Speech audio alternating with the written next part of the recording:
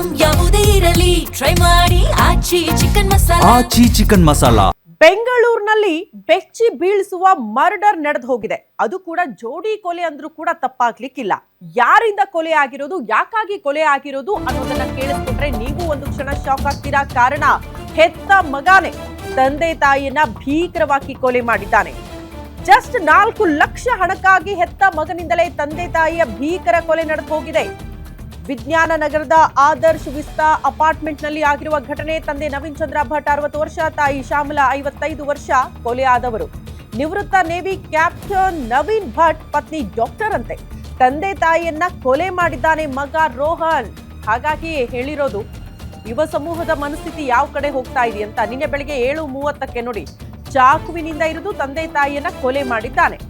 ಆರೋಪಿ ರೋಹನ್ ಅನ್ನ ಆಲ್ರೆಡಿ ಬಂಧಿಸಿ HAL ಪೊಲೀಸರು ವಿಚಾರಣೆಗೆ ಒಳಪಡಿಸಿದ್ದಾರಂತೆ. ಹಂಗಾಗಿ ಇಡೀ ಬೆಂಗಳೂರಿನ ಜನ ಇವತ್ತು ಬೆಚ್ಚಿ ಬಿದ್ದಿದ್ದಾರೆ ಈ ಸುದ್ದಿಯನ್ನ ಕೇಳ್ತಾ ಇದ್ದಂತೆ. ಅದೆಂತ ಕೋಪ! ಜಸ್ಟ್ ಹಣ ಕೊಟ್ಟಿಲ್ಲ ಅನ್ನುವಂತಹ ವಿಚಾರಕ್ಕೆ ಸಂಬಂಧಪಟ್ಟಂತೆ ತಂದೆ ತಾಯಿ ಅನ್ನೋದನ್ನ ನೋಡದೆ ಕೊಲೆ ಮಾಡ್ತಾರೆ. ಗಲಾಟೆ ಓಕೆ, ಮಾತು ಬೆಳೆಯೋದು ಓಕೆ, ಬಟ್ ಅದ ತಂದೆ ತಾಯಿಯನ್ನ ಕೊಲೆ ಮಾಡಿ ಮುಗಿಸ್ಬೇಕು ಅನ್ನುವಂಥ ಮನಸ್ಥಿತಿ ಯಾಕೆ ಅಂತ ರೋಹನ್ ಅಷ್ಟ್ರ ಮಟ್ಟಿಗೆ ಕೋಪ ಹೊಂದಿದ್ದ ಅಂತ ಅನ್ಸುತ್ತೆ. ತಂದೆ ತಾಯಿನ ಚಾಕುವಿನಿಂದ ಇರಿದು ಭೀಕರವಾಗಿ ಕೊಲೆ ಮಾಡಿದ್ದಾನೆ. ನಿನ್ನೆ ಬೆಳಗ್ಗೆ 7:30 ಸುಮಾರಿಗೆ ನಡೆದಂತಹ ಘಟನೆ. ಸದ್ಯ HAL ಪೊಲೀಸರು ಆರೋಪಿ ರೋಹನ್ ಅನ್ನ ಬಂಧಿಸಿದ್ದಾರಂತೆ. ಮತ್ತೊಂದು ಅಪ್ಡೇಟ್ ಇದೆ. ತನಿಖೆ ವೇಳೆ ಮಾನಸಿಕವಾಗಿ ವಿಚಿತ್ರ ವರ್ತನೆ ಮಾಡ್ತಿದ್ದಾನಂತೆ ಆರೋಪಿ.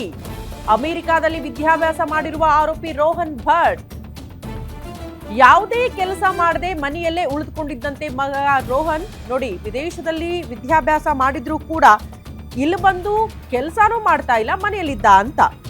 ಯಾವುದೇ ಕೆಲಸ ಮಾಡದೆ ಮನೆಯಲ್ಲೇ ಉಳ್ಕೊಂಡಿದ್ದ. 4 ಲಕ್ಷ ಹಣ ಬೇಕು ಅಂತ ತಂದೆ ನವೀನ್ ಚಂದ್ರಗೆ ರೋಹನ್ ಒತ್ತಾಯ ಮಾಡೋದಕ್ಕೆ ಶುರು ಮಾಡ್ತಾನೆ. ಹಣ ಕೊಡಲ್ಲ ಅಂತ ಪುತ್ರ ರೋಹನ್ಗೆ ಪೋಷಕರು ಬೈದು ಕಳಿಸ್ತಾರೆ. ಇದೇ ವಿಚಾರಕ್ಕೆ ಕೊಲೆ ಮಾಡಿರುವ ಬಗ್ಗೆ ಪ್ರಾಥಮಿಕವಾಗಿ ಮಾಹಿತಿ ಕಲೆ ಹಾಕಿದ್ದಾರೆ ಪೊಲೀಸರು. ತಂದೆ ತಾಯಿ ಕೊಲೆ ಮಾಡಿ ಮನೆಯಲ್ಲೇ ಆರೋಪಿ ಇದ್ದಂತೆ ಪೊಲೀಸರು ಹೋಗಿ ಅರೆಸ್ಟ್ ಮಾಡಿದ್ದಾರೆ. 4 ಲಕ್ಷ ಹಣ ಬೇಕಾಗಿತ್ತು. ಈತ ಓದಿದ್ದು ಅಮೆರಿಕಾದಲ್ಲಿ ಓದಿದ್ರು ಕೂಡ ಕೆಲಸ ಮಾಡ್ತಾ ಇಲ್ಲ. ಬಟ್ ಆತನ ಮನಸ್ಥಿತಿ ಹೆಂಗಿತ್ತು ಅನ್ನುವಂಥ ಪ್ರಶ್ನೆಗೆ ಆತ ಸರಿಯಾಗಿ ಸ್ಪಂದಿಸ್ತಾ ಇಲ್ಲ ತನಿಖೆ ವೇಳೆ. ಹಂಗಾಗಿ ಆತ ಮಾನಸಿಕವಾಗಿ ಏನಾದರೂ ಸಮಸ್ಯೆಗಳನ್ನು ಅನುಭವಿಸ್ತಿದ್ದಾನಾ, ಇದು ಕೂಡ ಪ್ರಶ್ನೆ ಇರುತ್ತೆ. ಹಂಗಾಗಿ ಪೊಲೀಸರು ಎಲ್ಲ ಆಯಾಮಗಳಲ್ಲೂ ಕೂಡ ತನಿಖೆಯನ್ನು ಚುರುಕುಗೊಳಿಸಿದ್ದಾರೆ.